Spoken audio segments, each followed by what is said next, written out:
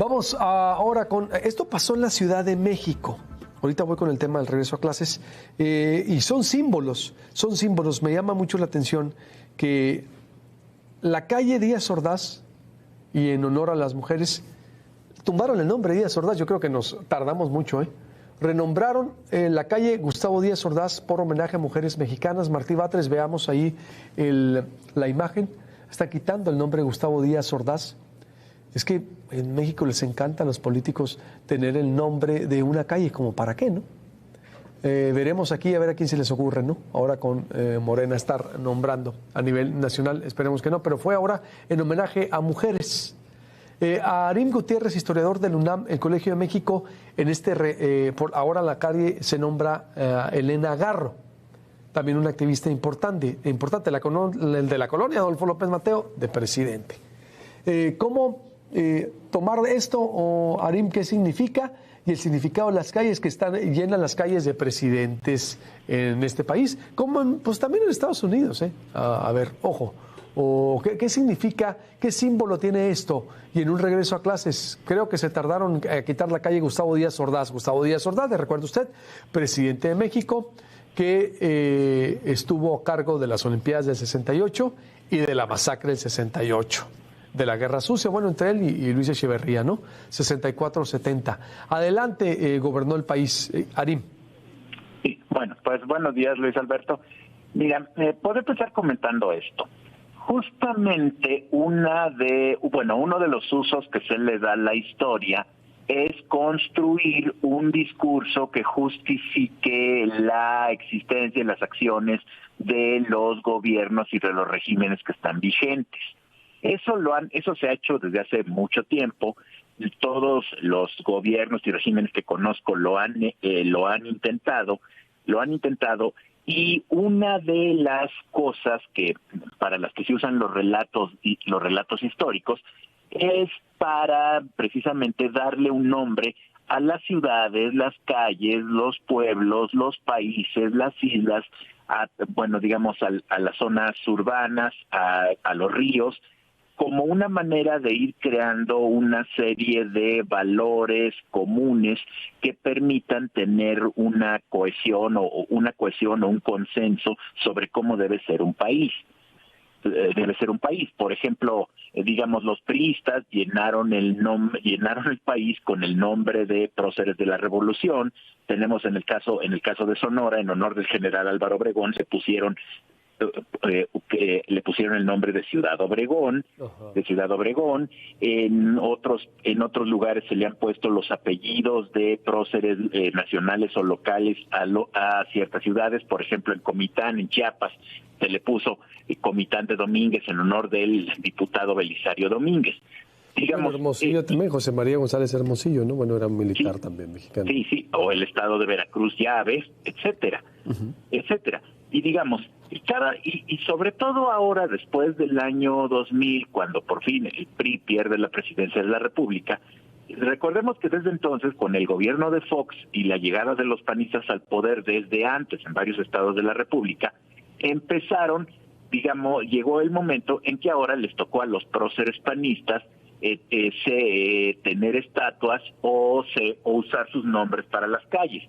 Podemos ver que eso ha ocurrido en estados que llevan mucho tiempo gobernados por el PAN, como en Guanajuato, o aquí en la Ciudad de México, donde donde tenemos monumentos a don Manuel Gómez Morín, el fundador del PAN, y también un monumento al ingeniero Manuel J. Cloutier. Los panistas también trataron de dejar constancia de su propia visión de la historia de México, cambiando el nombre a algunas calles, dándole nombres de sus personas ilustres a otras calles y también erigiendo estatuas. Así que cuando ahora es el gobierno de Morena el que llega al poder, pues claro que empiezan a renombrar algunas calles, a quitar algunos monumentos, para también, aplicar su propia versión de la historia en este asunto. ¿Y cómo interpretarlo entonces? ¿Sería bueno entonces empezar a renombrar como todas las calles?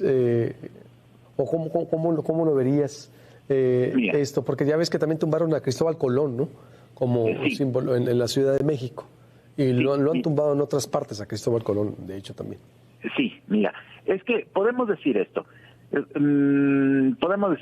Mira, las estatuas, aunque nos parezca que son algo permanente, que dura para siempre, también son algo que cambia con el paso del tiempo. Digamos, por ejemplo, los monumentos a Colón que han sido, bueno, el más famoso, el que estaba en Paseo de la Reforma, y que ahora ha sido sustituido por otro, data del siglo XIX, y también otro menos conocido que está cerca de lo que era antes la estación del ferrocarril de Buenavista, que todavía permanece en el lugar.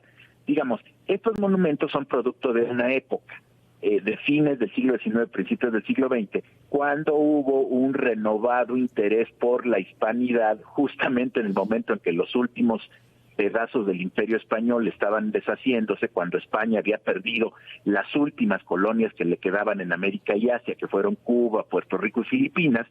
Como contrapeso, hubo una oleada de homenajes, estatuas a Colón, y se potenció la celebración del 12 de octubre, como se le llamaba entonces, al Día de la Raza, y por eso es que se erigen estatuas de Colón en muchos países de América Latina, y entre ellos México. Así que podemos decir esto, sí hay, las estatuas finalmente son producto de su tiempo, y puede llegar un momento en que esas estatuas sean derribadas o sean retiradas, porque digamos, una gran parte de la sociedad o el gobierno en turno piensa que ya no son apropiadas los valores que representaban esas estatuas. Sí. Bueno, también lo de Colón, pero vemos en Europa, después de 1989, en la caída del muro de Berlín, se volvió un lugar común que derribaran las estatuas de Lenin y de otros próceres comunistas. Sí. La cuestión aquí, nomás con la... Sí, no, tienes razón en lo que dices. La cuestión es, digo, si ahora va a ser el tema ese también, tendría que verse, imagínate la nomenclatura, lo que... sí, eso sería... La nomenclatura, las direcciones, el gasto, a la hora de llevar a cabo todos esos trámites, es otro boleto también, ¿eh? Ojo ahí, sí, nomás. Sí, tenemos... ¿Y para cerrar? ¿Sí? Mira, estoy de acuerdo con lo que tú decías. Ya se habían tardado en quitar el nombre de Gustavo Díaz Ordaz. Sí, la verdad, ajá. Pero digamos, también está, como bien lo señalas, el asunto práctico.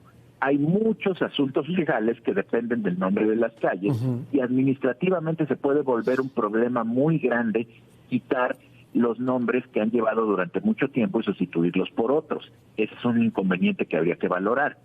Y eso, bueno, se ha empezado con Gustavo Díaz Ordaz, pero, esperaría que fuera un asunto simbólico, y no se llevara a extremos como de hacer un cambio masivo de nombres de calles, porque tendríamos muchos problemas si sustituyeran todas las calles que, por ejemplo, se llaman Miguel Alemán, creo que uno de los presidentes a los que más le encantó ponerle su nombre o dejar que se lo pusieran a cualquier cosa, o José López Portillo, o Luis Echeverría, veremos. Digamos, en ese caso creo que es menos complicado legalmente quitar estatuas que cambiar el nombre de calles. Recordemos que hace años hubo una estatua ecuestre de López Portillo en Monterrey que le mandó a hacer el gobernador de esa época, no me acuerdo si fue Alfonso Martínez Domínguez, creo que fue él, y que esa estatua pues fue objeto de mucho escarnio hasta que finalmente la quitaron. Pues vamos a ver, veremos en qué termina todo esto. Por lo pronto sí se tardaron y esperemos que no lo hagan por ocio, o vamos a ir a otro tema, reitero, que vendría a complicarse más. Te agradezco mucho, Orim, como siempre, y estamos en contacto. Te mando un abrazo. Muchas gracias. Gracias, Luis Alberto. Un abrazo también. Hasta luego.